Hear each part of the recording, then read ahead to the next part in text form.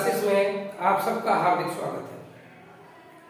आज रक्षाबंधन के पावन अवसर पर आप सबको हार्दिक शुभकामनाएं। पिछले 2 दिनों से थोड़ा अत्यंत महत्वपूर्ण कार्य में व्यस्त होने के कारण मैं क्लास को अपलोड नहीं कर पाया, रिकॉर्ड ही नहीं कर पाया एक्चुअली। इसका हमें खेद है और मैं कोशिश करूंगा कि जो कंटेंट मैं पिछले 2 क्लास में आपको दे सकता था उसको आगे आने वाली क्लासेस में जल्दी से जल्दी आपको कवर करा सकूं। आज की क्लास में हम लोग कुछ महत्वपूर्ण बिंदुओं को समझेंगे, उन पर विस्तार से चर्चा करेंगे। ध्यान से आप लोग समझिएगा, पूरे कंसेप्ट को समझिए। जो भी आपके डाउट हैं, जो क्लास आप लोगों को मैंने आज पढ़ाई है या कल पढ़ाई है, उस क्लास को अच्छे से देखिए। जो भी उसमें डाउट है, जहां भी समझ में नहीं आया है, उसके बारे में प्लीज कमेंट सेक्शन में जरूर लिखिए। जो भी आपका एक कंक्लूजन है, मतलब क्लास को देखने के बाद यदि आपके कोई डाउट्स हैं तो वो कमेंट सेक्शन में लिखिए। यदि आपको क्लास अच्छी लगी, सब समझ में आया, तो वो भी आप कमेंट सेक्शन में लिखिए। अपना जो भी आपका पॉजिटिव अगर कोई बात है तो वो भी कमेंट सेक्शन में लिखिए, क्योंकि निश्चित रूप से ये हमको मोटिवेट करता है। कहीं ना कहीं इससे मेरा मनोबल बढ़ता है कि मैं जो आप तक बात पहुंचा रहा हूं वो आप तक सही तरीके से पहुंच पा रही है। तो यदि कोई डाउट है तो वो लिखिए, जिसको मैं अगली क्लास में क्लियर करने की कोशिश करूंगा। तो शुरू करते हैं आज की क्लास। तो सबसे पहले हम लोग पढ़ेंगे निलंबन के बारे में कि निलंबन क्या होता है। तो देखिएगा, यहां पर मैंने 2 एग्जाम्पल भी लिखे हुए हैं, जैसे मिट्टी का घोल या चौक पाउडर का घोल। ये निलंबन के एग्जाम्पल है। अब निलंबन को थोड़ा विस्तार से समझने के लिए सबसे पहले हम एक उदाहरण समझते हैं। मान लीजिए चौक पाउडर का घोल हम ले लेते हैं, तो क्या होगा। तो हमने क्या किया, मान लीजिए कांच का हमने एक बीकर ले लिया। ये कांच का बीकर है और इस कांच के बीकर में हमने पानी भर लिया। क्या भर लिया? पानी भर लिया। तो ये जो पानी है वो हमारा हो जाएगा विलायक। क्या हो जाएगा? विलायक। विलायक क्या होता है? वह पदार्थ जो विलेय पदार्थ को घोलता है या उसको समावेशित करता है। अब इसमें हमने ऊपर से जो पदार्थ मिलाया वो है आपका चौक पाउडर। क्या है? Chalk powder. अब जो चौक पाउडर है वो यहां पे विलेय हो जाएगा, क्योंकि हमारी कोशिश क्या है कि इस चाक पाउडर के कणों को पानी में हम घोल दें। यही तो हम चाहते हैं। यानी ये वो पदार्थ है जिसको हम घोलना चाहते हैं। वो किस में घोलना चाहते हैं? पानी में। तो पानी हो गया विलायक और चाक पाउडर हो गया विलेय। अब देखिए क्या होता है, जब इस चाक पाउडर को इसमें मिला देंगे और घोलेंगे, तो घोलने के बाद हम देखेंगे कि जो मिश्रण बनके तैयार हुआ है वो हमें पहली बात तो रंग में सफेद नजर आएगा, क्योंकि जो चाक के कण होंगे वो सफेद होते हैं, इसलिए ये जो मिश्रण बनेगा वो सफेद सा नजर हमें आएगा। लेकिन मिश्रण बनने के बाद हम क्या देखते हैं कि इस मिश्रण के अंदर मुझे स्पष्ट रूप से जो चौक के कण हैं वो नजर आ रहे हैं, यानी दृश्य है। किसके कण? चौक के कण। दृश्य मतलब दिखाई दे रहे हैं। दिखाई दे रहे हैं, इसका मतलब ये हुआ कि वो पानी में घुले ही नहीं है। पानी में घुले ही नहीं, क्योंकि अगर घुल जाते तो हमें चौक के कण दिखाई नहीं देते। जब घुले ही नहीं है तो उनका वितरण एक समान रूप से होगा, ये भी संभव नहीं है। दूसरी बात, अगर हम इस मिश्रण को थोड़ी देर के लिए शांत छोड़ देंगे तो धीरे धीरे ये चौक के कण जो हैं धीरे धीरे सारे के सारे कण कहां पे आ जाएंगे? इस बीकर की तली में बैठ जाएंगे और ऊपर का जो पानी होगा वो फिर से साफ हो जाएगा। साफ मतलब उसमें से जो भी चौक के कण है वो सब कहाँ बैठ जाएंगे, तली में। तो ऊपर जब चौक के कण नहीं रहेंगे तो फिर से पानी अपनी प्रारंभिक अवस्था में आ जाएगा। तो इससे एक बात तो साफ हो जाती है कि जो ये मिश्रण बनेगा इसका जो संगठन होगा यानी जो कणों का वितरण होगा वो एक समान नहीं होगा, अर्थात ये कैसा मिश्रण होगा, विषमांगीय मिश्रण होगा। पहला बिंदु क्या है कि निलंबन एक विषमांगीय मिश्रण होता है। तो विषमांगीय क्यों होता है आपको ये अच्छे से समझना चाहिए। जब हम चॉक पाउडर मिला देंगे तो ये विलेय के कण चूंकि इसमें घुले नहीं है तो जैसे ही ये शांत होगा मिश्रण, ये सारे के सारे कण क्या करेंगे, तली में बैठना प्रारंभ कर देंगे।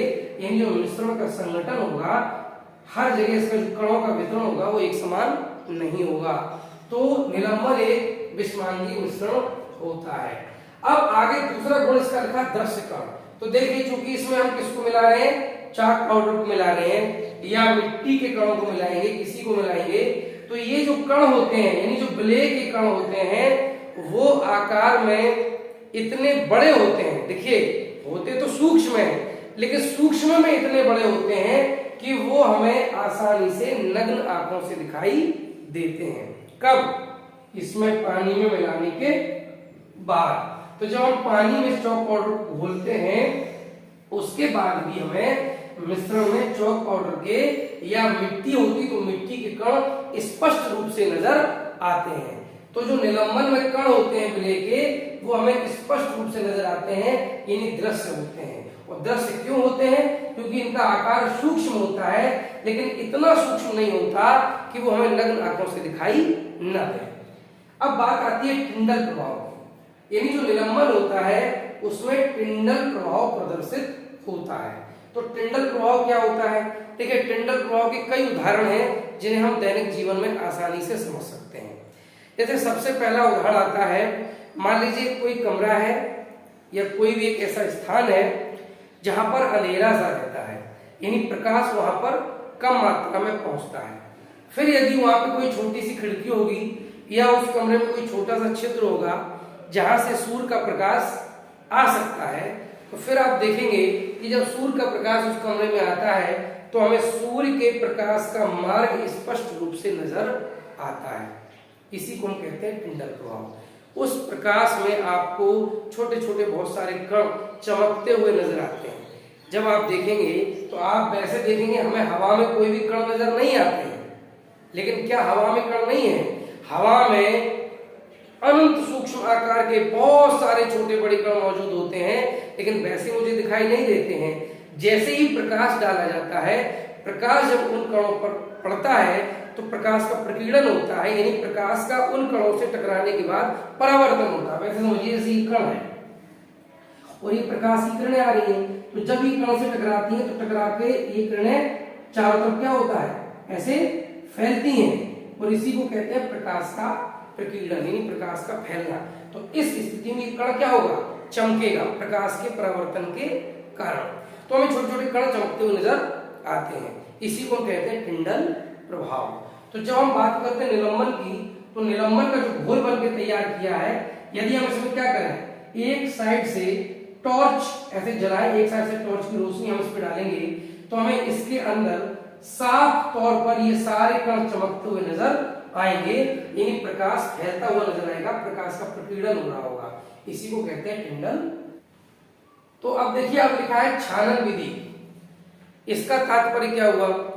तो देखिए होता क्या है कि निलंबन के घोल में जो हमने पदार्थ मिलाया है उसमें, यानी जो विलेय पदार्थ मिलाते हैं उसके कण आकार में इतने बड़े होते हैं, यानी उनको हम फिल्टर पेपर से आराम से छान सकते हैं। आकार में सूक्ष्म है, बात को समझिए यहाँ पे, विलेय पदार्थ के कण है तो आकार में सूक्ष्म, लेकिन वो इतने बड़े हैं कि मुझे नग्न आंखों से दिखाई भी देते हैं और उनको हम फिल्टर पेपर से छान भी सकते हैं। तो अगर हम फिल्टर पेपर लें और उसको एक बीकर में, बीकर के ऊपर लगा लें, मान लीजिए जैसे ये बीकर है, ये एक बीकर है और हम बीकर के ऊपर यहाँ पे क्या रख लें, फिल्टर पेपर रख लें और यहाँ से ऊपर से हम निलंबन का घोल यदि इसमें डालेंगे तो क्या होगा, जो भी उसमें निलंबित पदार्थ होगा, यानी जैसे चॉक पाउडर है या मिट्टी है, तो ये सारे कण क्या होगा, इसी फिल्टर पेपर के ऊपर जमा हो जाएंगे और जो पानी होगा वो फिल्टर पेपर के नीचे निकल जाएगा।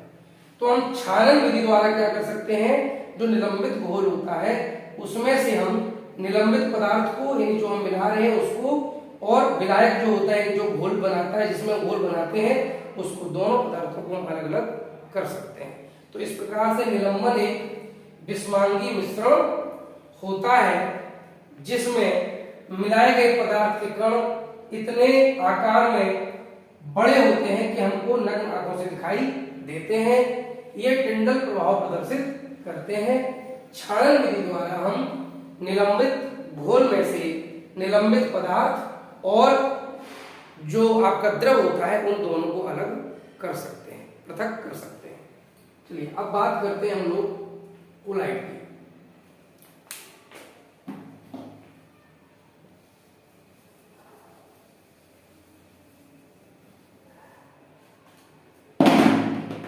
देखिए कोलाइड में भी हमने बहुत सारे एग्जाम्पल लिए हुए हैं। एक एग्जाम्पल हमने लिया है नील का घोल, ये सबसे आसानी से आपको समझ में आ जाएगा, तो हम इसी की बात करते हैं। फिर से हम क्या करते हैं, एक कांच का हम बीकर लेते हैं और इस बीकर में हम थोड़ा पानी भर लेते हैं। तो ये हो गया आपका पानी जो कि विलायक का काम करेगा।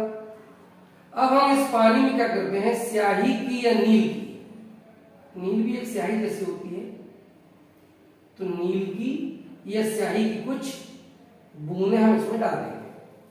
जब नील या स्याही की कुछ बूंदें हम डाल देंगे तो हम देखेंगे तुरंत ही ये जो नील के कण है या स्याही के कण है वो इस पूरे के पूरे पानी में विसृत होना प्रारंभ हो जाएंगे, फैलना प्रारंभ हो जाएंगे और धीरे धीरे इस पूरे के पूरे पानी का कलर नीला हो जाएगा। नीला अर्थात ये जो नील के कण है वो पानी के कणों में समावेशित हो गए हैं, विसृत हो गए हैं। तो इस तरह से हमें एक घोल मिल जाएगा। अब अगर आपसे पूछा जाएगा ये घोल कैसा है, समांगी है या विषमांगी है, तो निश्चित रूप से हम सबका एक ही जवाब होगा कि ये एक समांगी मिश्रण बनेगा, लेकिन वास्तविकता में ये एक विषमांगी मिश्रण होता है, ये समांगी नहीं होता है। इसका आप प्रमाण ऐसे ले लीजिएगा कि अगर हम क्या करते हैं, नील का हम घोल बना लेते हैं तो आप देखेंगे थोड़े समय तक उस घोल को यदि हम छोड़ दें तो जिस बर्तन में हमने नील का घोल बनाया है उसकी तली की साइड में नीला रंग आपको ज्यादा तीव्रता का नजर आएगा और ऊपर की साइड में आपको नीला रंग हल्का हल्का नजर आएगा। तो ये वास्तव में समांगी मिश्रण जैसा प्रतीत होता है लेकिन होता नहीं है।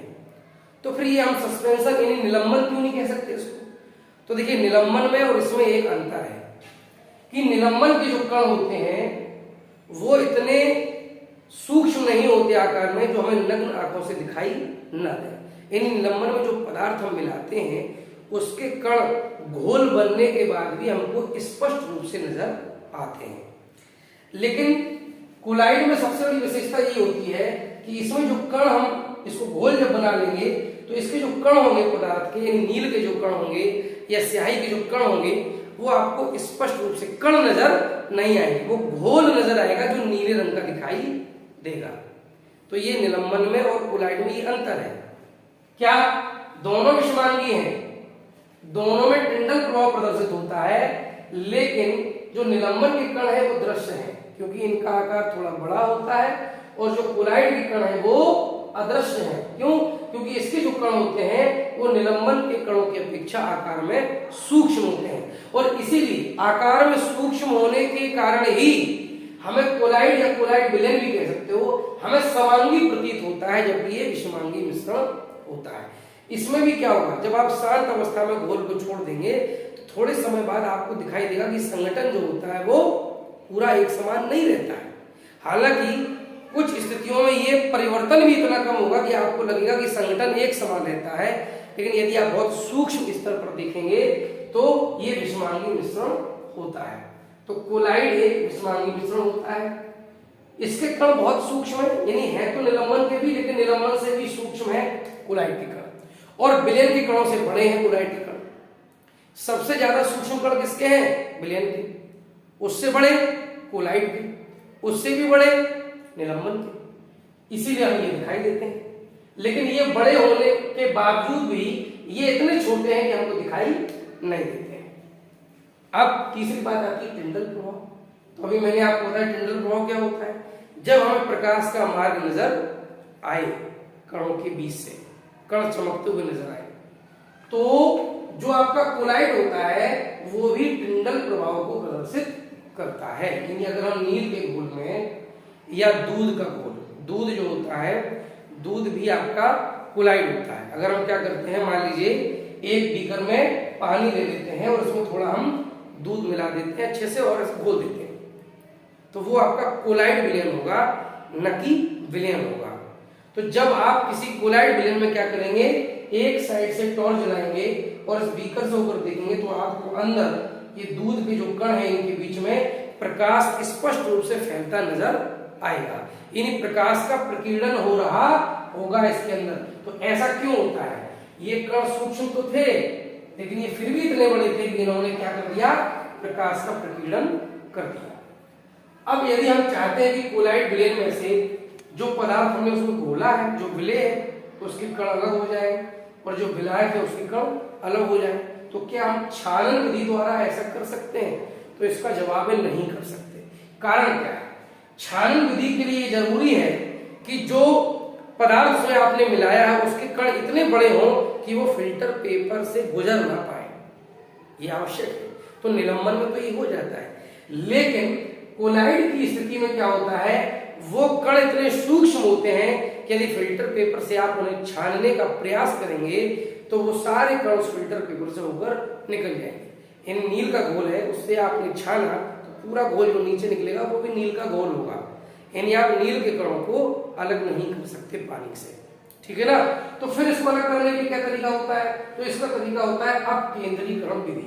अपकेंद्रीकरण में क्या होता है, ये विस्तार से पढ़ाएंगे बाद में आपको कि अपकेंद्र बल क्या होता है। तो जब कोई वस्तु वृत्ताकार गति करती है, ऐसे वृत्ताकार मार्ग पर घूमती है, तो उस वस्तु पर बाहर की ओर, केंद्र से बाहर की ओर एक बल लगता है जिसे कहते हैं अपकेंद्र बल।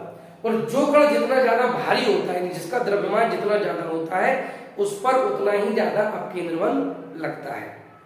अब क्या होता है, जैसे मान लीजिए हमने क्या कर दिया, दूध को हमने एक मशीन में डाला और उसको चारों से घुमाया। एक मशीन होती है जिससे दूध से क्रीम अलग हो जाती है, दूध से क्रीम अलग हो जाती है। तो दूध से क्रीम का क्या तात्पर्य हुआ, दूध में जो जल की मात्रा है उससे क्रीम निकल आती है। तो जो बिना क्रीम के दूध होगा निश्चित रूप से उसमें क्या होगा, जल की मात्रा बहुत ज्यादा होती है, ठीक है ना। तो अब क्या करते हैं, उस मशीन में हमने भर दिया, वो मशीन बहुत तेजी से घूमेगी, तो वो पूरा का पूरा जो मिश्रण है वो बहुत तेजी से घूमेगा।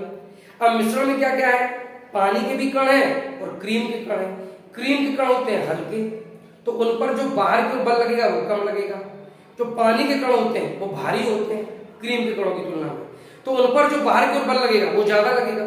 तो जब दूर गिरेंगे तो कौन से ज्यादा दूर गिरेंगे, पानी के कण, वो पास कौन गिरेंगे। इस तरह से जो क्रीम के कण हैं वो पास, और जो जल के कण होंगे यानी जो दूध के कण होंगे जिसमें जल की मात्रा बहुत ज्यादा होगी वो दूर गिरेंगे और दोनों अलग हो जाएंगे। तो इस विधि को कहा जाता है अपकेंद्रीकरण विधि। तो जितने भी कोलाइड विलयन होते हैं, यदि उनमें हमें दोनों पदार्थों को अलग करना है, विलय और विलायक को, या हम कह सकते हैं परिक्षिप्त अवस्था और परिक्षेपण माध्यम को अलग अलग करना है, तो अपकेंद्रीकरण विधि को अपनाना पड़ता है। अब हम देखेंगे कि पदार्थ में परिवर्तन कितने प्रकार से होता है। तो पदार्थ में दो प्रकार से परिवर्तन होता है, भौतिक परिवर्तन और रासायनिक परिवर्तन। भौतिक परिवर्तन से तात्पर्य है कि जो पदार्थ के भौतिक गुण हैं उनमें परिवर्तन आ जाता है, लेकिन रासायनिक गुणों में कोई परिवर्तन नहीं आता। यानी जो पदार्थ होता है उसकी रासायनिक प्रकृति वही रहती है जो एक अवस्था में थी, अवस्था बदलने पर भी वही रासायनिक प्रकृति बनी रहती है। भौतिक गुण बदलने पर भी वही रासायनिक प्रकृति बनी रहती है। तो केवल भौतिक गुणधर्म बदलेंगे तो भौतिक परिवर्तन होगा, केवल रासायनिक गुणधर्म बदलेंगे तो रासायनिक परिवर्तन होगा। अब यहाँ पे समझेंगे भौतिक गुण क्या होते हैं और रासायनिक गुणधर्म क्या होते हैं। तो देखिए, भौतिक गुणों का मतलब होता है किसी भी पदार्थ के वे गुण जिनका हम अवलोकन कर सकते हैं, जिनको हम ऑब्जर्व कर सकते हैं और जिनका हम वर्णन भी कर सकते हैं, यानी उनकी हम कैलकुलेशन कर सकते हैं। उनको हम एक संख्या के द्वारा या किसी संख्या और उसके मात्रक के द्वारा व्यक्त कर सकते हैं, जैसे घनत्व है, जैसे चाल है, जैसे द्रव्यमान है, आयतन है, रंग है, रूप है, आकार है। ये सारे जो होते हैं वो पदार्थ के भौतिक गुण होते हैं। तो जब भौतिक परिवर्तन की बात आती है तो पदार्थ के भौतिक गुणों में परिवर्तन आता है। अब यहाँ पर देखिए मैंने लिखा है अवस्थाओं का अंतः रूपांतरण। अवस्थाओं का अंतः रूपांतरण का मतलब क्या हुआ, यानी पदार्थ एक अवस्था से दूसरी अवस्था को प्राप्त कर लेगा, लेकिन उसका जो रासायनिक संगठन है, जो उसकी रासायनिक प्रकृति है, वो नहीं बदलेगी। यानी जो संरचना है उसकी आंतरिक संरचना जो पदार्थ की है वो नहीं बदलेगी, केवल पदार्थ का रूप बदल जाएगा। यानी ठोस है तो द्रव बन जाएगा, द्रव है गैस बन जाएगा, या गैस से द्रव बन जाएगा, या द्रव से ठोस बन जाएगा। यानी एक अवस्था से दूसरी अवस्था में ये अदला बदली होगी, लेकिन जो पदार्थ की आंतरिक संरचना है, जो उसका संगठन है, उसमें कोई परिवर्तन नहीं होता है। जैसे अगर हम बात करें पानी की, तो पानी की तीनों अवस्थाओं में क्या होता है, ठोस अवस्था में वो बर्फ होता है, द्रव अवस्था में पानी होता है, गैस अवस्था में वो जलवाष्प यानी भाप का रूप ले लेता है। तो ये तीनों अवस्थाएं बेशक अलग अलग हैं, लेकिन इन तीनों अवस्थाओं में जल की जो रासायनिक प्रकृति होती है, जब वो किसी दूसरे तत्व से रासायनिक क्रिया करता है, तो चाहे वो जल रूप में हो, चाहे वो भाप के रूप में हो, चाहे वो बर्फ के रूप में हो, जो रासायनिक क्रिया उसकी होती है वो एक समान होती है, यानी उसके रासायनिक प्रकृति में कोई परिवर्तन नहीं होता है। तो ऐसे परिवर्तन जिनमें सिर्फ भौतिक गुणों में परिवर्तन होता है, पदार्थ का एक अवस्था से दूसरी अवस्था में रूपांतरण हो जाता है, उन्हें हम कहते हैं भौतिक परिवर्तन। अगर हम बात करें रासायनिक परिवर्तन की, तो रासायनिक गुणधर्मों में परिवर्तन हो जाएगा, यानी रासायनिक गुणधर्म बदल जाएंगे, उसका किसी तत्व के साथ जो रासायनिक व्यवहार होगा वो बदल जाएगा। तत्व जो है, मान लीजिए हमने कोई तत्व ले लिया, उस तत्व से हमने जब पदार्थ हमारा एक अवस्था में था उसकी हमने क्रिया कराई, तब कुछ और क्रिया होगी। जब हमने उस पदार्थ को दूसरी अवस्था में ला दिया, उसकी हमने रासायनिक पूरी संरचना बदल दी, उसकी आंतरिक संगठन को बदल दिया, यानी रासायनिक परिवर्तन कर दिया। अब वो किसी उसी तत्व से फिर से क्रिया करेगा, तो अब क्रिया का रूप बदल जाएगा, अब जो उत्पाद आएगा वो पहले से अलग होगा। ठीक है, तो रासायनिक परिवर्तन में क्या होता है, हो सकता है कि अवस्था में कोई परिवर्तन ना हो, लेकिन आंतरिक संगठन पूरा का पूरा बदल जाता है। जैसे अगर बात करें मोमबत्ती की, तो मोमबत्ती जब जलती है तो भौतिक परिवर्तन भी होता है और रासायनिक परिवर्तन भी होता है। देखिए भौतिक परिवर्तन कब होता है, जब मोमबत्ती जलती है तो वो उस समय ठोस अवस्था से द्रव अवस्था को जाती है। ठोस मोमबत्ती जो होती है वो द्रव अवस्था को प्राप्त करती है, तो वो तो हो गया उसका भौतिक परिवर्तन। लेकिन जब वही मोमबत्ती पुनः जम जाती है, पुनः ठोस का रूप ले लेती है, लेकिन इसके बावजूद भी उसकी जो आंतरिक संरचना होती है, जो मोमबत्ती का यानी मोम का जो संगठन होता है वो बदल जाता है। यानी अगर आप चाहते हैं कि जो मोम पिघल करके दोबारा जम गया है वो फिर से उसी प्रकार से जलना शुरू कर देगा जैसे पहले मोमबत्ती जल रही थी, तो ऐसा नहीं होगा। तो मोमबत्ती में भौतिक परिवर्तन भी होता है और रासायनिक परिवर्तन भी होता है। सबसे बड़ी बात यह है कि जो भौतिक परिवर्तन होते हैं वो उत्क्रमणीय होते हैं अधिकांशतः, यानी अगर कोई भी परिवर्तन होता है तो वो परिवर्तन उत्क्रमणीय होता है, यानी अगर एक दिशा में हुआ है तो वो पुनः विपरीत दिशा में भी हो सकता है। जैसे बर्फ से पानी बना है तो पानी से बर्फ भी बन जाती है, लेकिन जो रासायनिक परिवर्तन होते हैं वो अनुत्क्रमणीय होते हैं, वो रिवर्स नहीं हो सकते। जैसे एक बार दूध से दही बन गया तो आप सोचेंगे कुछ भी कर लीजिए, क्या दही से दूध बना पाएंगे? दही से दूध कभी बनने वाला नहीं है। तो ये भौतिक और रासायनिक परिवर्तन होते हैं। अब बात करते हैं शुद्ध पदार्थ की। देखिए अशुद्ध पदार्थ, अशुद्ध का मतलब होता है ऐसा पदार्थ जो शुद्ध ना हो। ठीक है, तो अशुद्ध पदार्थों को ही हम मिश्रण कहते हैं। तो मिश्रण क्या होता है ये हम आपको पहले बता चुके हैं। जब दो या दो से ज्यादा तत्व या यौगिक किसी भी अनुपात में मिला दिए जाते हैं उसे हम कहते हैं मिश्रण। मिश्रण कितने प्रकार का होता है? दो प्रकार का, समांगी मिश्रण, विषमांगी मिश्रण, ये हम आपको पढ़ा चुके हैं। तो अशुद्ध पदार्थ मतलब मिश्रण। जो शुद्ध पदार्थ होते हैं उसमें दो विभाजन होते हैं, तत्व और यौगिक। तत्व और यौगिक ये हमेशा शुद्ध पदार्थ होते हैं। अगर हम बात करें तत्व की, तो तत्व को अंग्रेजी में कहा जाता है एलिमेंट। तत्व को अंग्रेजी में एलिमेंट कहा जाता है।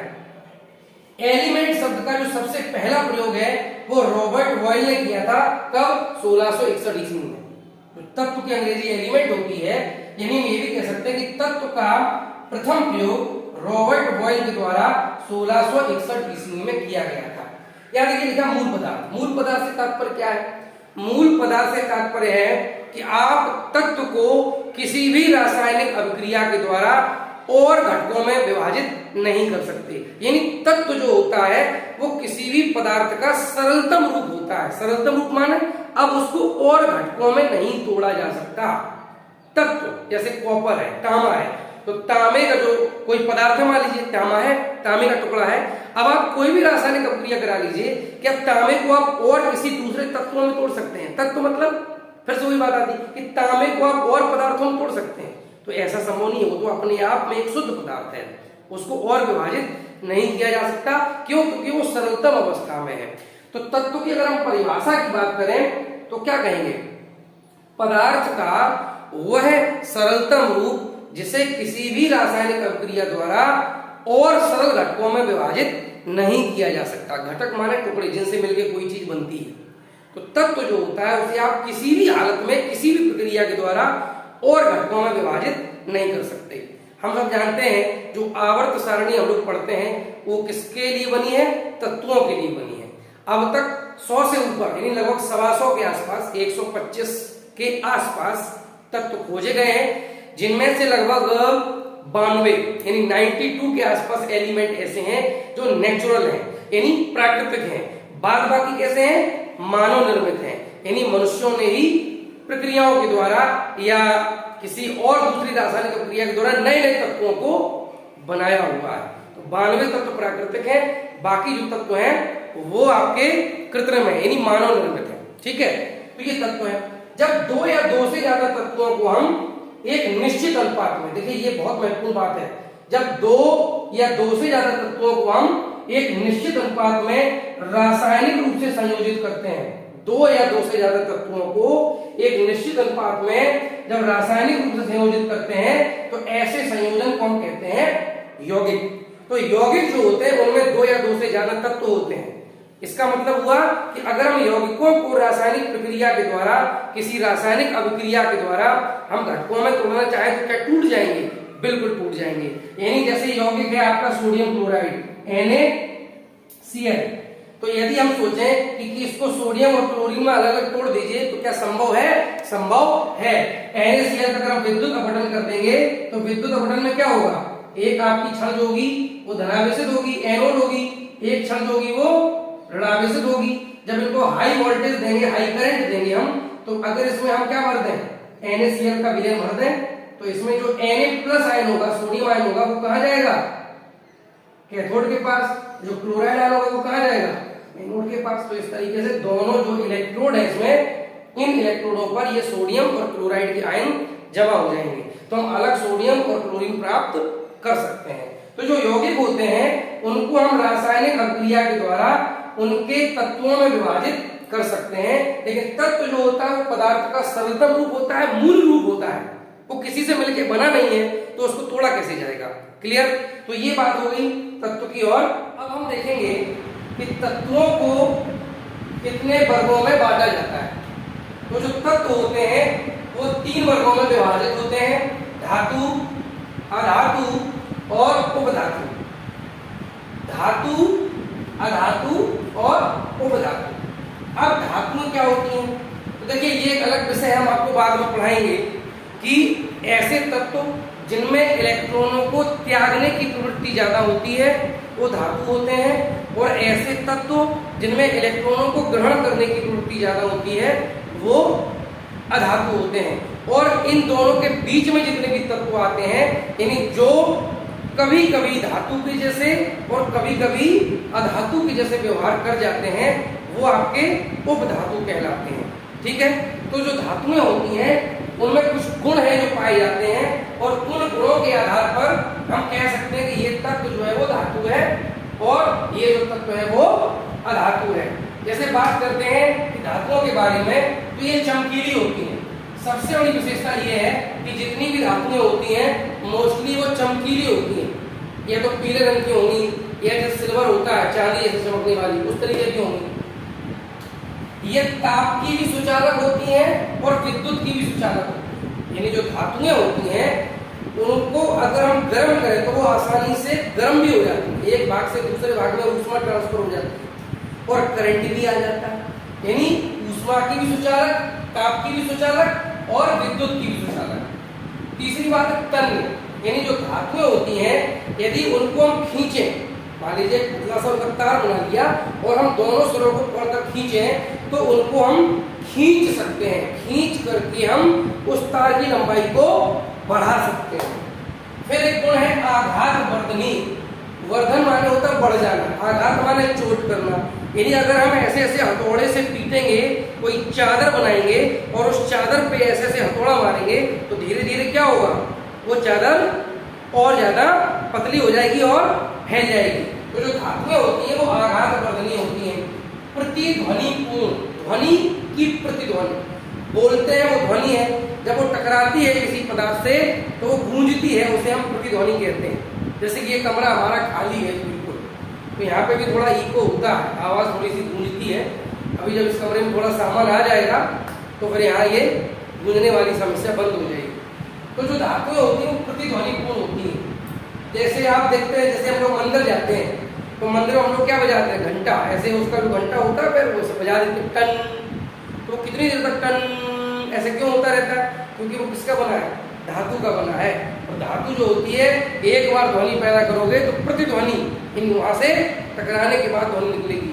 तो इस प्रकार से धातु मतलब ऐसे तत्व जो चमकीले होते हैं, ताप के और विद्युत के सुचालक होते हैं, तन्य यानी खींचने पर उनकी लंबाई बढ़ जाती है, आघात वर्धनी मतलब चोट मारने पर उसको फैलाया जा सकता है, चादर बनाओ तो, प्रतिध्वनिपूर्ण यानी कि ध्वनि की प्रतिध्वनि भी पैदा करते हैं, ऐसे तत्व कहलाते हैं धातु। सामान्यतः जितनी भी धातुएं वो क्या है, ठोस है। जितनी भी धातुएं हैं वो सामान्यतः ठोस अवस्था में है। सिर्फ इसका एक अपवाद है, वो है पारा। पारा एक धातु होने के बावजूद भी द्रव अवस्था में सामान्य ताप पर पाया जाता है। कुछ हम उदाहरण लिए हुए हैं, जैसे आपकी सिल्वर है, पोटेशियम है, सोडियम है, कॉपर है, एल्यूमिनियम है, ये सारी क्या है, धातुएं हैं। बहुत सारी धातुएं होती हैं। बात करते हैं अधातुओं की, तो अधातु का मतलब ऐसे तत्व जिनमें ये गुण पाए जाते हैं। कौन कौन से, ये विभिन्न रंगों की होती हैं, मतलब अलग अलग रंग के तत्व पाए जाते हैं, अलग अलग रंग के तत्व होते हैं। दूसरी बात, वो चालक होते हैं, ताप के भी और विद्युत के भी। न तो ताप का चालन हो सकता है न विद्युत का चालन हो सकता है, न ही इनको एक सिरे से दूसरे सिरे पर गर्म किया जा सकता है, न ही इनमें करंट आ सकता है। क्लियर। तो ये कुचालक होती हैं, विभिन्न रंगों की होती हैं। इसके अलावा ये अतन्य होती हैं, यानी इनको खींच करके लंबा नहीं किया जा सकता। ये आघात वर्धनी नहीं होती हैं, यानी कि आप हथौड़े से पीट पीट कर इनको फैला नहीं सकते। तो जो अधातुओं का मतलब ऐसे तत्व जो विभिन्न रंगों में पाए जाते हैं, ताप के और विद्युत के कुचालक होते हैं, अतन्य होते हैं, खींचने पर लंबाई नहीं बढ़ती है, आघात वर्धनी नहीं होते हैं। तो ये सारी चीजें हो जाती हैं, वो तत्व क्या कहलाते हैं, अधातु कहलाते हैं। एग्जाम्पल जैसे क्लोरीन है, ब्रोमीन है, ऑक्सीजन है, हाइड्रोजन, हाइड्रोजन भी धातु होती है। ठीक है, तो इस प्रकार से ये सारे तत्व जो होते हैं वो अधातु हो जाते हैं। अब कुछ तत्व ऐसे होते हैं जो न तो पूरी तरह से धातु के गुणों को प्रदर्शित करते हैं न अधातु को, बल्कि इनके जो गुण होते हैं वो इन दोनों के बीच के होते हैं, इन दोनों के बीच के। मौका देख करके अपना व्यवहार बदल देते हैं, इन्हें हम कहते हैं उपधातु। ये बहुत इंपॉर्टेंट होते हैं क्योंकि आज की डेट में जितने भी नई नई टेक्नोलॉजी आ रही है, चाहे वो सोलर प्लेट हो, चाहे वो ट्रांजिस्टर हो, ये जो हम लोग यूज करते हैं डायोड वगैरह सब, इन सब में जो है धातुओं का यूज होता है। तो बोरोन है, सिलिकॉन है, जर्मेनियम है, ये सब क्या है, उपधातु है। उपधातु से तात्पर्य न तो पूरी तरह से धातु के गुण होते हैं, ना पूरी तरह से अधातु के गुण होते हैं। अब एक बात आती है कि मिश्रण और यौगिक में क्या अंतर है, तो इसको आप लोग मौखिक रूप से समझ लीजिए कि मिश्रण में क्या होता है, जो तत्व या यौगिक हम मिलाते हैं उनका अनुपात निश्चित नहीं होता, यानी आप एक ही मिश्रण में समान तत्वों से, समान यौगिकों से बार बार नए नए प्रकार के मिश्रण बना सकते हो। भाई मान लीजिए जैसे हमने शरबत बनाया चीनी का गुड़, तो एक बार हमने कहा हमें कम मीठा पीना है, तो हमने क्या कर दिया, 1 चम्मच चीनी डाल दी। किसी को ज्यादा मीठा पीना तो हम 2 चम्मच, वो भी आपका मिश्रण है और हम जो पी रहे हैं वो भी मिश्रण है। लेकिन क्या किया यहाँ पे, क्या अनुपात निश्चित है? नहीं। तो जो मिश्रण होते हैं उनमें जो घटक होते हैं, तत्व हो या यौगिक हो, उनका कोई निश्चित अनुपात नहीं होता, जबकि जो यौगिक होते हैं उनमें तत्वों का अनुपात निश्चित होता है। एक बात। दूसरी बात क्या होती है, जो मिश्रण होते हैं वो जिन घटकों से मिलकर बनते हैं उन घटकों का व्यवहार वो हमेशा प्रदर्शित करते हैं।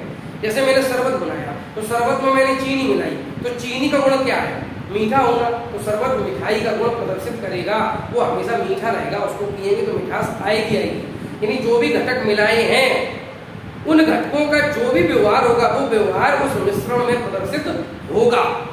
अगर आप खट्टा मिलाएंगे, नींबू मिला देंगे, तो जो बनेगा मिश्रण वो खट्टा होगा। अगर आप मिर्च मिला देंगे तो जो भी बनेगा वो कड़वा होगा। तो ये तो बात रही मिश्रण की। यौगिक में क्या होता है, घटकों का कोई भी व्यवहार बना रहे, जो यौगिक बनता है वो अपना एक अलग व्यवहार बनाता है। जैसे सोडियम है या क्लोरीन है, इनका क्या व्यवहार है उससे कोई मतलब नहीं, इनके अलग व्यवहार है। लेकिन जब ये सोडियम क्लोराइड बनाते हैं तो वो नमक बन जाता है, वो नमकीन होता है। तो जो यौगिक होते हैं उनका व्यवहार घटकों से बिल्कुल भिन्न होता है। घटक का व्यवहार अलग है, जब वो यौगिक बन जाएगा तो घटकों का व्यवहार अपने आप खत्म, एक नया व्यवहार करेगा वो, ठीक है ना। जबकि मिश्रण में क्या होगा, जो घटक मिलाए हैं उनका व्यवहार कभी समाप्त नहीं होगा। तीसरी बात क्या होती है, जो मिश्रण में घटक दल होते हैं उनको किसी भौतिक विधि द्वारा आसानी से अलग किया जा सकता है, लेकिन यौगिक में ऐसा नहीं है। अगर आप यौगिक के तत्वों को अलग करना चाहते हैं तो किसी भौतिक विधि द्वारा ये संभव नहीं है, उसके लिए आपको कोई ना कोई रासायनिक विधि ही अपनानी पड़ेगी। तो इस तरह से हम मिश्रण और यौगिक में अंतर को समझ सकते हैं, ठीक है। इस प्रकार से ये आपका टॉपिक भी खत्म हो गया है और आज की क्लास को भी खत्म करते हैं। कल कोई नया टॉपिक लेकर के आएंगे, इसको आप लोग अच्छे से समझिए, पढ़िए। यहाँ मुझे बहुत गर्मी में पढ़ाना पड़ता है, ठीक है, क्योंकि इसमें अगर अभी मैंने पंखा चला लिया, बहुत गर्मी लग रही थी, तो क्या होगा, पंखे की थोड़ी सी आवाज़ इसमें आने लगती है, ठीक है ना। तो आप लोग इस मेहनत की कद्र कीजिए जो मैं कर रहा हूँ। आप ये पढ़िए, पूरा वीडियो देखिए, तो समझ में ना आए, जहाँ डाउट हो कमेंट सेक्शन में लिखिए, अच्छा लिखा हो तो भी कमेंट सेक्शन में लिखिए, ठीक है।